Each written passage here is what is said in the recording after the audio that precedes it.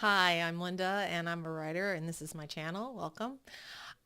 Today I'm going to respond to Kim Chance's writer's tag that she did recently last week. It's called the Fearless Writer Tag and she's doing it in collaboration with Edward Gray.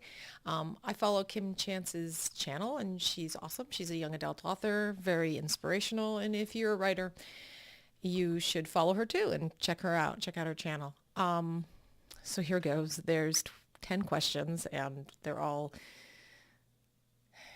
they take fearlessness, which is not one of my qualities. Okay.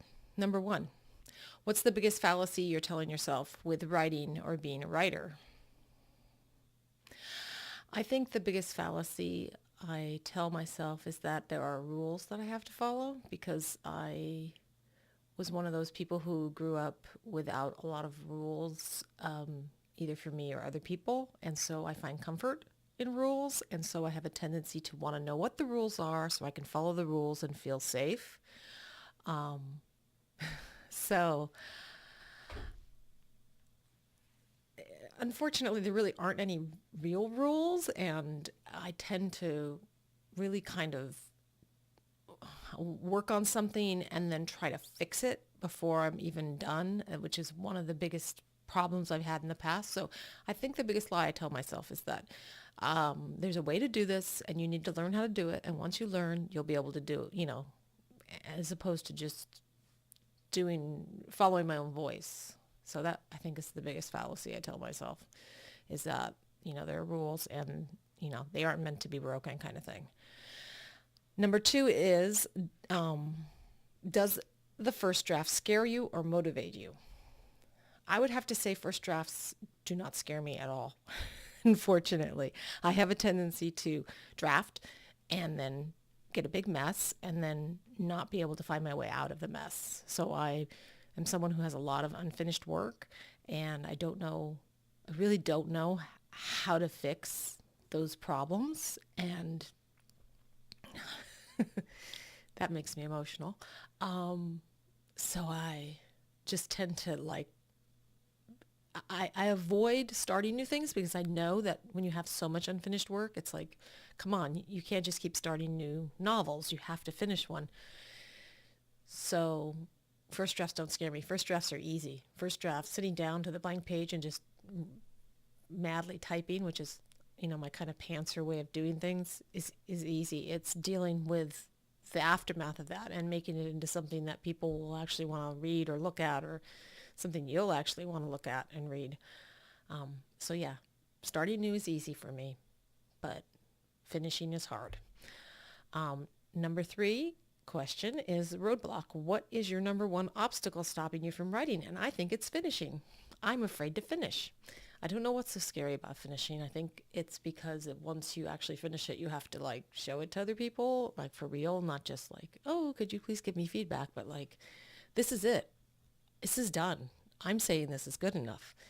And that's a really hard thing to do when you don't think it's good enough. So yeah, I think roadblock number three for me is finishing.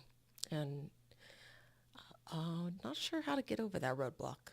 If I knew that, I'd have a lot of finished work. Okay, I'm going to take a sip of tea because I'm crying, which is not unusual. Okay. This is why I don't wear makeup, other than lipstick. Okay, number four, reflect. How can you overcome this obstacle? Yeah.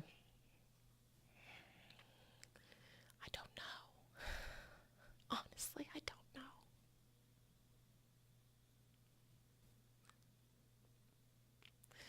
I've tried a lot of different things. Forcing myself to work on something because I have a tendency to work and then get into a hole, and then I say, oh, it's probably better if I work on this piece because it's easier, or this is easier. I don't have to deal with this. So I have a tendency to, when the going gets tough, to jump ship and try something else. So I've tried no, you can't do that. You have to work on this until you're done. Well, I've done that for years. It doesn't work. So, not sure how to overcome that obstacle. I mean, maybe one option, I have done this, is to write shorter pieces, which I have, and I have finished shorter pieces, and I have published shorter pieces. So that, that I've done that. But I don't know how to finish a novel. Like, I've tried the, like, oh, this novel doesn't really mean that much to me, so maybe if I finish this, I'll get the feeling of what it feels like to finish, and then, and I do not finish. Like, I'm not finished. So I honestly don't know how to overcome this obstacle. And if you have like suggestions, I will take them. But yeah, it's a big one, and I don't really know how to fix it. I find myself going in this like spiral where I'm going in and then I come back out and I go in, and that is so. I have reflected on this many, many years. I have tried to figure this out, and I think it's probably the next question. No, maybe not, but it's the big thing that's holding me back. It's the big thing that keeps me from, putting my work out there. And it's probably that fear not the fear, the knowledge that it's not good enough. Like, I know it's not good enough. It's not like I don't think it's good enough. I know it's not good enough. So I have a very strong internal editor. And so that internal editor is very like, no, you're not putting this out into the world until it's right. Okay. So number 5, perfection. Yeah, what's the next question? How do you challenge yourself to get past the perfectionism-procrastination trap? I'm going to breathe over there. I just need to put my butt in the chair. I mean, really, honestly, that's and I actually thought this idea this morning, and I was telling my best friend about this idea of maybe working with a white font on white paper and not being able to see what I'm writing while I'm drafting. Because right now I'm drafting. I'm just working on trying to draft parts of my novel that have never been drafted. I have holes in my novel where there's places where things aren't drafted. So, but it's really getting over that, like, it needs to be perfect, I guess. My tendency to think things need to be perfect, that if there's one mistake or problem, so I guess it's practicing imperfection maybe somehow. And then also just forcing myself to do it even when I don't feel like doing it. That's a big one. It's painful. I don't want to do it. I want to avoid it. I want to play a game, or, yeah, my thing is playing games. I'm not really doing social media. So playing games is my way of avoiding, or watching YouTube. Yeah, so I think just forcing myself to do it even when it's uncomfortable and painful. I wrote that into my vision this year, that I commit to forcing myself I commit to doing it even when it's hard, even when I feel like I can't do it, even when I'm convinced that I shouldn't be doing this. Every time I stop and say, oh, I'm not going to do this anymore, maybe I'm not a writer, maybe this isn't what I should be doing, it's like, no, the whole universe is screaming at me, no, you need to write, you need to write, you need to write. And I'm like, no, can I just like draw pictures or something instead for art? It would be easier. I'm not saying that drawing's easy, just writing is so hard. Anyway, failure sucks. And this is number 6. How can you grow from failure? Well, I failed a lot. So I've got that down. It's like, I know, and with entrepreneurs, it's like, oh, you need to fail. It's like a badge of honor.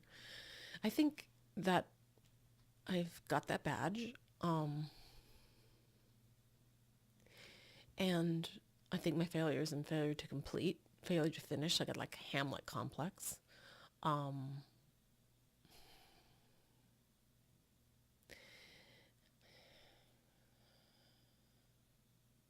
But how do you grow from failure? That's the question I'm trying to answer. I guess the growth is in knowing that you survived failure, that you're still here and you can still do it, and you don't have to stop just because you failed. That failure, you can survive being imperfect and failing, which that's big. Number 7, my favorite number. Rejection sucks too. How do you grow and learn from rejection?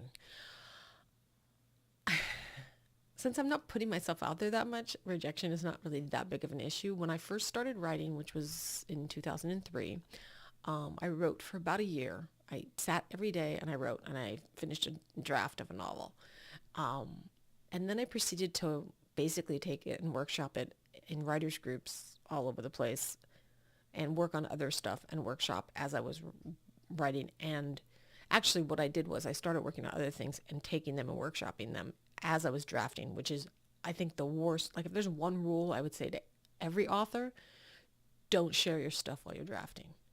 I'm sure there are people who can handle it, but like for beginner people, I think it's the kiss of death to start getting feedback on something that's still in process.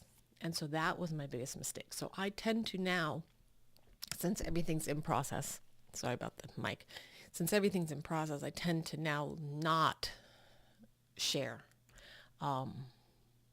when things are in process, which is all the time since I haven't finished anything, since I don't have a complete like draft. Yeah, so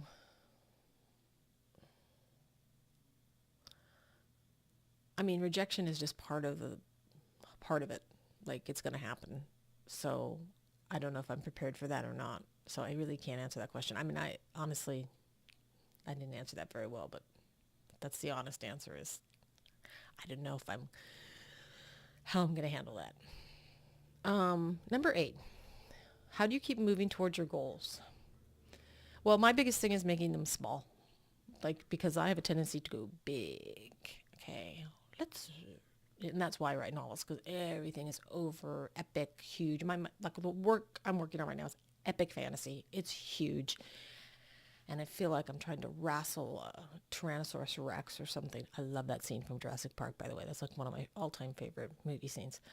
But I do feel like a little bit like I'm on the back of that guy, and I'm like trying to take him down. And I do not have like superhuman powers. I'm just me. So yeah, making things small. And this is something I learned from David Allen's like getting things done, just getting things down to the next action, making things small. So I'm now tending to think in like, small increments of time, small amounts of words, really, and for me right now, it is saying, no matter what, every day, do not go to bed without at least sitting for 15 minutes and writing. Because when I don't write, things go wacky. Like, and I mean like, the rest of my life starts to spin out of control. Like, I start ignoring things I need to do. I just kind of check out. If I'm not checking in with my characters every day, I don't feel right. So that's that for me, that's it. It's like really giving myself that. Number 9, new year, new outlook, excuse me. If fear wasn't holding you back, what would you be doing right now to further your writing dreams? If fear wasn't holding me back, because it is, obviously, that's quite apparent.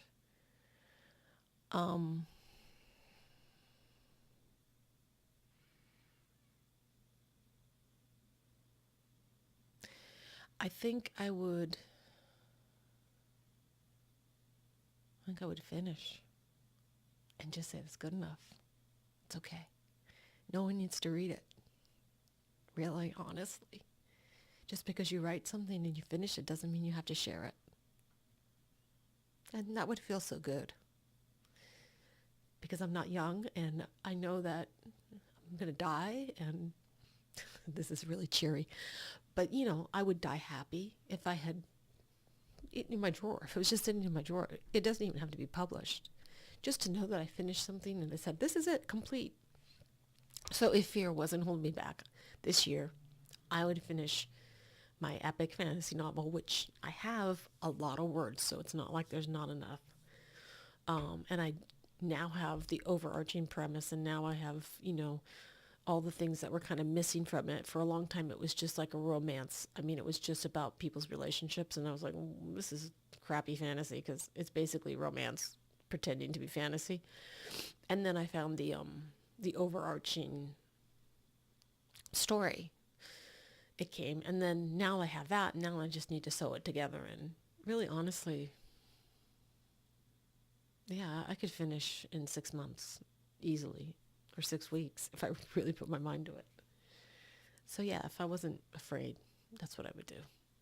And then number 10, the last one, hopefully more cheery question, leap of faith. What is the one thing you plan to do this year, even though it scares you? I should finish. That's what I should do. Yeah. Yeah. Why not? What's going to happen? Like, seriously. It's like, I remember, I'm dating myself, of course, but I remember Bambi Meets Godzilla. That's the name of the animated movie. And it's just Bambi in the forest eating, and then Godzilla's foot stamps him out. It's very funny. But that's what I think is going to happen, I guess. Like, I finish, and it's sitting here on the table, and I'm like, oh, here's my manuscript. I'm all done. And then, I mean, what's going to happen? I mean, that could happen anyway. Especially, in this day and age. We don't know what's going to happen, right? So, yeah, I think the one thing I plan to do this year, even though it scares me, is to finish. And I'm going to focus, and I'm going to finish, and I'm not going to let this big babiness get in my way. So I don't think anybody else is going to want to watch this horrific show of emotion. But I do appreciate Kim posting this, and Edward Gray for doing this with her, because it's really helpful to at least force yourself to reflect and not just say, oh, that was interesting. That was interesting. Yeah, my fear is this, but to really dig it, to really force myself, like, okay, you might be watching, so I have to really think about like my answer. And that was helpful. So I thank you, Kim and Edward. And yeah, it would be cool to have a video where I say, look, here it is. It's done. Yeah, you don't get to read it because I'm going to put it in the drawer. But, the people, you could bury it with me or whatever. It's done. That would be awesome. So why not? Why not? All right. Well, everybody have a great day. And I will see you next time.